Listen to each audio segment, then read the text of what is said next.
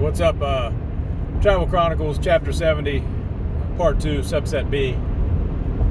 One thing I forgot to talk about this morning on the way to work was that right now with the race where it's at, it kind of feels like, it's almost like having a lottery ticket, right? Whenever you have that lottery ticket, there's a giant prize out there, 300 million, 350 million, it's just some unworldly amount of money, you just can't even fathom. You start thinking, oh man, if I had that, I would be buying this, I'd be paying this off, I'd be doing this, right? And it's just, having that ticket, it's kind of like having that money. Like the mentality is kind of like having that money, right? Like, so I understand kind of why people play the lottery. It's just kind of get that high where you're, I think I would spend it on this, I would spend it on that, I'm going to have all this money, right? And it's just this exciting type thing. So right now where we're at with this regional race is, it's like, man, we could go to state, we could have people qualify, and you go into this race and it's just, it's like having that lottery ticket. Like the odds are not good, but man, if it pays off, it's like, wow, what a great feeling that would be, and it's kind of a, the mentality is kind of a good feeling right now. Just like, man, we could do it, we could pull it off, there's a chance, and I don't know what the odds are. I don't know how you'd even come up with the odds for what it would be for like the 11th best team to qualify, what it would take, or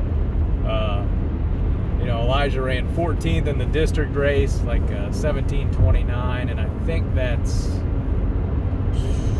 probably, I know it's at least 24th when you look at one other race and you combine the results from like two other. I think it would have been like 18th or 19th in the other race. So already you've got, might as well just say 10 from the other one too. So 20, 18,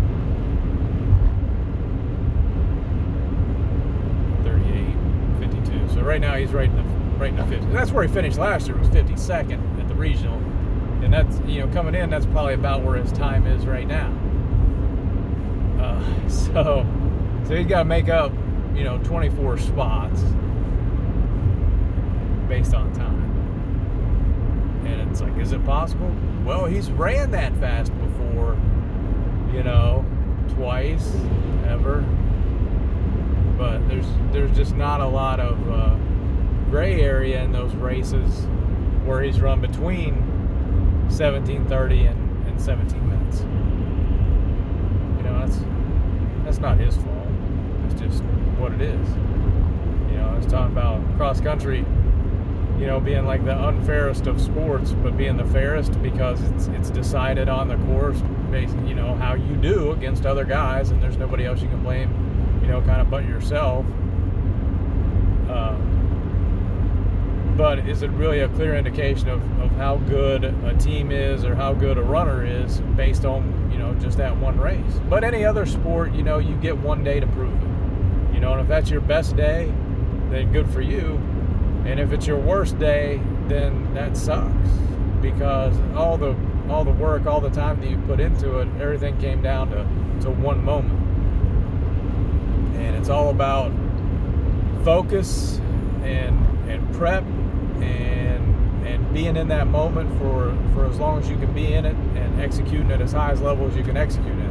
People may not think of running as being something where you execute, but if you lose track of something, for a second, or you're not concentrating on the run, your mind starts to drift, and you're not thinking about your rhythm,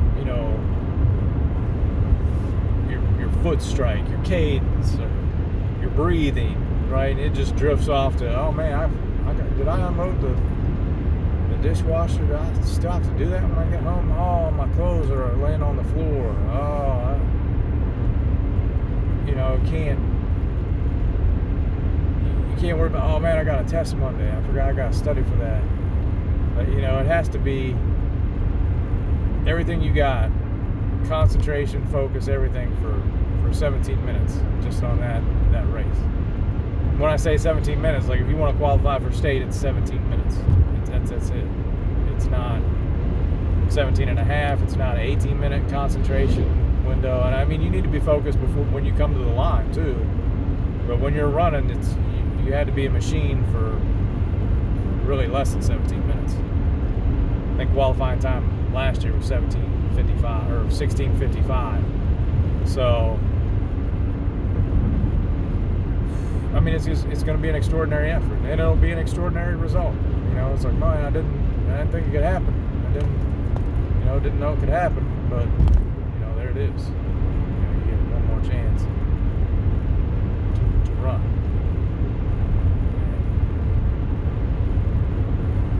And right now, we're just holding on to that lottery ticket, just looking at that lottery ticket, going, man, there's a chance, and it's going to be great. You just gotta appreciate the moment for what it is. You know, it's an opportunity, and anything can happen. You know, it's like any other sport where anything can happen. I mean, I don't know, it's like the World Series where you can have two horrible errors on the last play and give up 2 runs, but you know, it's something. You know, somebody could declare a county ineligible because of COVID. You know, they don't want them traveling all of a sudden. Maybe there's some runners that aren't going to run because they're worried about the risk of COVID. But I think if that was the case, then they'd have opted out already.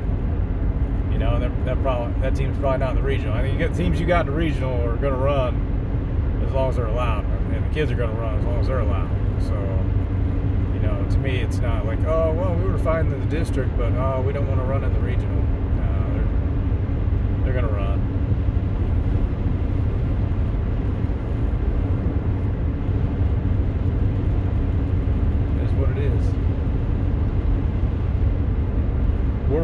We're less than 24 hours away now, so in a day we'll know.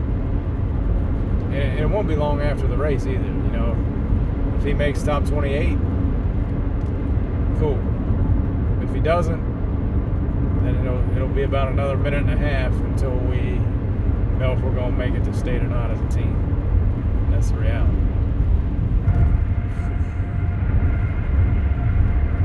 I hope we do. I mean, I hope we do.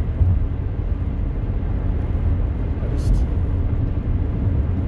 know, want to do some stuff, put some positive energy out there for them, and you know, hope they can pull it off. All right.